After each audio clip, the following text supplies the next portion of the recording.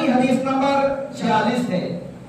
रावी हदीस तलहा बिन उबैदुल्लाह रज़ियल्लाहु तआला अन्हु रिवायत करते हैं कि नजद का रहने वाला एक आदमी रसूलुल्लाह सल्लल्लाहु अलैहि वसल्लम के पास आया।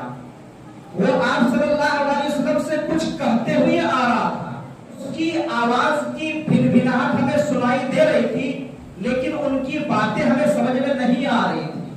जब वो नबी सल्लल्लाहु अलैहि वसल्लम के करीब आए तो हमें मालूम हुआ कि वो आप सल्लल्लाहु अलैहि वसल्लम से इस्लाम के बारे में पूछ रहा है।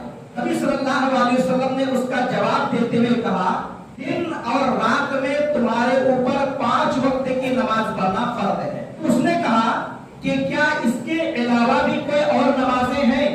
नबी सल्लल्लाहु अलैहि वसल्लम ने कहा कि इसके अलावा कोई और नमाज तुम्हारे ऊपर फर्ज नहीं है। अगर तुम नफली नमाजें पढ़ना चाहो तो ये अलग बात है, नफली नमाज पढ़ सकते हो।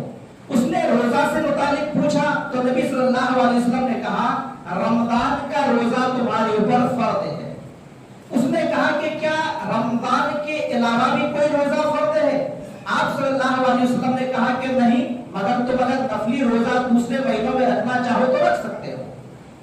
उसने ज़कात से मुतालिक पूछा तो नबी सल्लल्लाहु अलैहि वसल्लम ने कह दिया कि अगर निसाब तक माल या सोना चांदी पहुंच जाए तो ज़कात देना फर्ज है।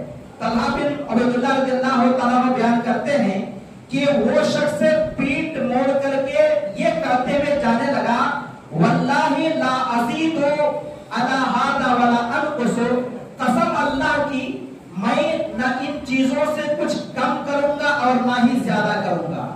यानी नबी सल्लल्लाहु अलैहि वसल्लम ने नमाज के मुताबिक बता दिया कि 5 वक्त की नमाज फर्ज है, रमजान का रोजा फर्ज है, और माल या सोना चांदी वगैरह निसाब तक पहुंचे तब फर्ज है।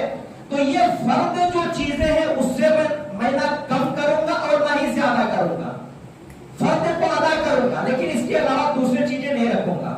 नबी करीम सल्लल्लाहु अलैहि वसल्लम ने ये सुन करके कहा, अफलहा इन सदाका, ये शख्स जो बात कह रहा है वाकई अगर ये अपने बात में सच निकला, इसने ऐसा ही काम किया तो ये कामयाब हो गया। और एक दूसरी हदीस में है नबी सल्लल्लाहु अलैहि वसल्लम ने कहा कि ये जैसा कह रहा है कि जो चीज फर्ज अल्लाह ने किया है मैं उन फर्ज चीजों को अदा करूंगा, उसमें से कमी नहीं करूंगा और ज्यादती भी नहीं करूंगा, तो वाकई अगर उसने ऐसा अमल किया तो वह जन्नत के अंदर दाखिल हो जाएगा।